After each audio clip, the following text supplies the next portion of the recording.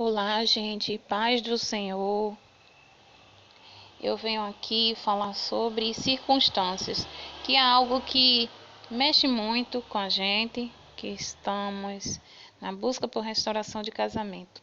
Por quê? Porque muitas vezes a gente olha mais para as circunstâncias do que para Deus, porque as circunstâncias mexem, abalam o nosso psicológico, abala muitas vezes nossa fé e na palavra de Deus, em Gênesis capítulo 18, versículo 14, diz assim: Existe alguma coisa impossível para Deus? Na primavera voltarei a você, e Sara terá um filho. Né? Era algo impossível, né? Porque uma mulher que era estéril, como é que poderia ela gerar uma criança? Né? Mas Deus mostra que não há nada impossível para Ele. Nem mesmo as coisas que parecem para nossos olhos, ao nosso ver impossível, que parece não ter reversão, para Deus não é impossível. A gente é que perde a fé, a gente é que deixa de acreditar.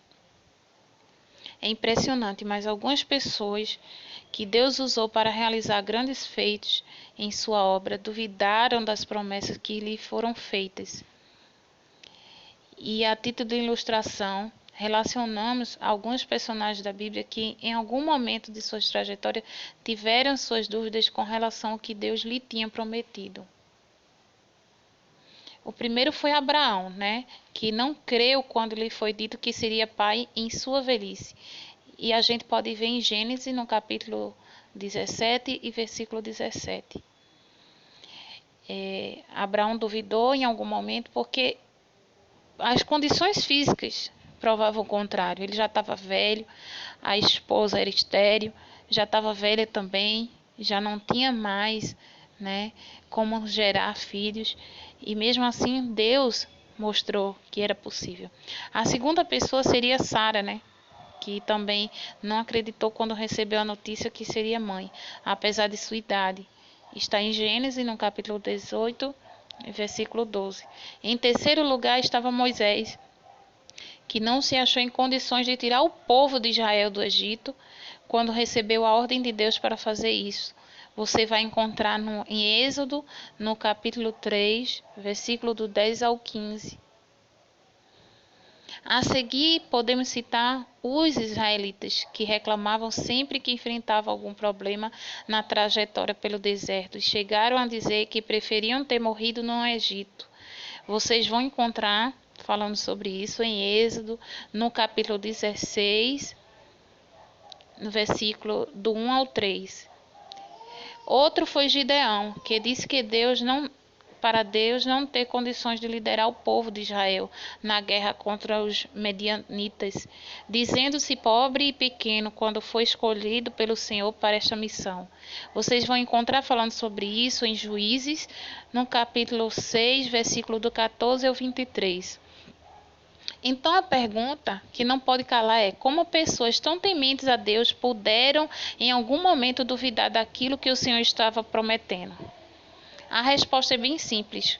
Qual seja, muitas vezes o homem olha mais para a circunstância do que para Deus.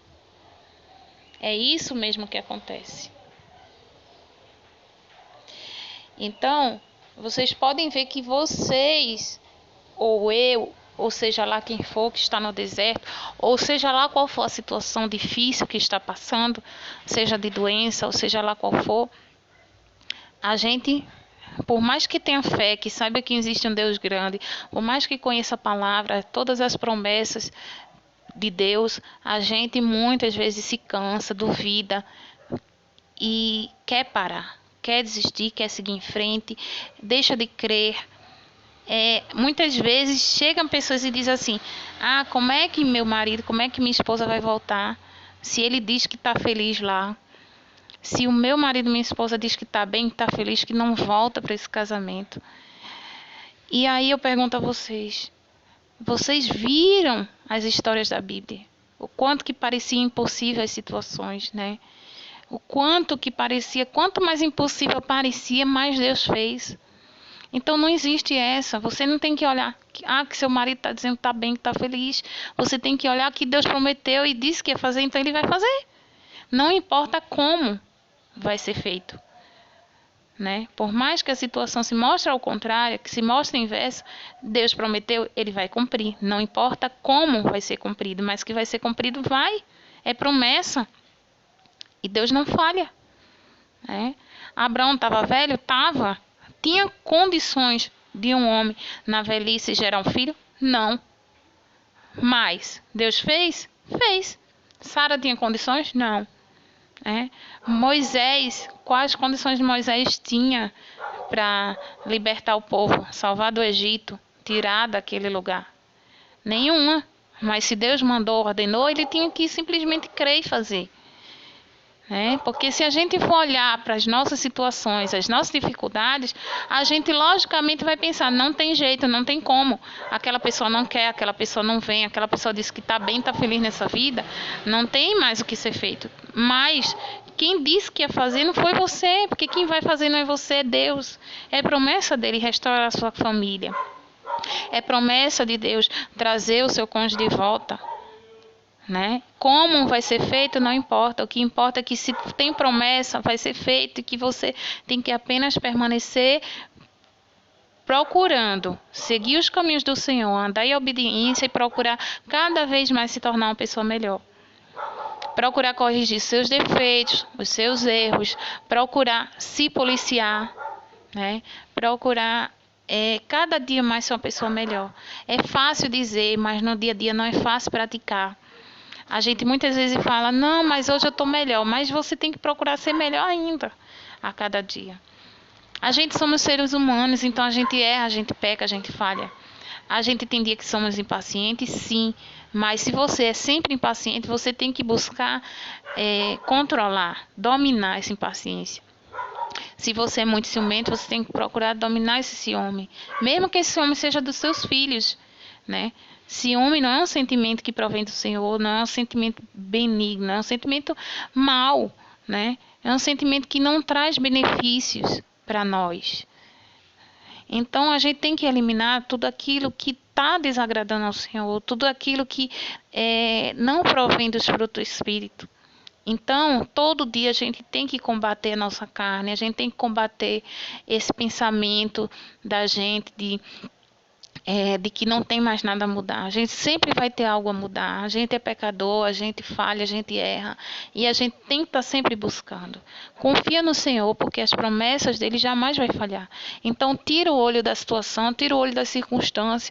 Não importa o que teu marido diga, não importa o que os familiares digam, não importa o que ninguém diga. Você não precisa estar tentando se explicar para ninguém. Você só tem que viver em obediência e crer que um dia Deus vai fazer. Mas que você não tem que viver na espera e parar a sua vida. Você tem que cuidar da sua vida, cuidar da sua espiritualidade, cuidar de ser uma pessoa melhor a cada dia, cuidar de fazer uma busca como se fosse um estudo, gente. Como se fosse um estudo. Porque quando você vai estudar para uma prova, você coloca num papel todos os assuntos que você precisa estudar.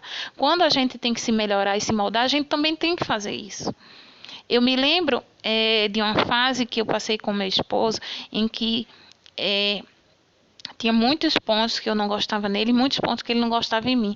Ele pegou e disse assim, vamos fazer o seguinte, vamos colocar num papel, numa caneta, você bota todos os pontos que você não se agrada em mim e eu coloco num papel todos os pontos que eu não me agrado em você. A gente troca esses papéis. Aí eu fico com o seu papel e você fica com o meu. E aí eu vou trabalhar em cima daquilo que desagrada a você e você vai trabalhar em cima daquilo que desagrada a mim, Aí eu achei uma boa ideia quando ele fez isso, porque a gente pegou e foi ver os pontos que eu desagradava a ele, que não estava satisfazendo ele, que não estava sendo bom. E aí eu passei a trabalhar em cima daquilo, mas assim com carinho, com respeito, eu não fiquei vendo com malícia, com maldade. E aquilo ali eu estaria fazendo para agradar o meu marido e para agradar o Senhor, porque a partir do momento que a gente está buscando uma melhora no nosso casamento, a gente também está buscando uma melhora para Deus. Buscar ser uma melhor pessoa. Então é isso que a gente tem que fazer. A gente tem que buscar ser melhor para Deus. Se a gente se irrita com facilidade, a gente vai procurar controlar essa impulsividade. Se a gente é muito impaciente, a gente vai procurar ter mais paciência. Pedir em oração a Deus também por isso. né? Pedir e praticar, porque a gente tem costume de dizer, mas tem que fazer, a gente tem que mudar, a gente tem que, não tem outra alternativa. Se a gente não se esforçar e continuar deixando a carne dominar a gente não vai chegar ao objetivo, que é ser melhor a cada dia. Então fiquem todos na paz, que essa palavra chegue ao seu coração, que você possa, através dessa palavra, se tornar melhor a cada dia, que essa palavra seja um conforto e um alerta para você acordar, se alertar e que venha, em nome de Jesus, a ter um dia a dia bem melhor. Deus abençoe.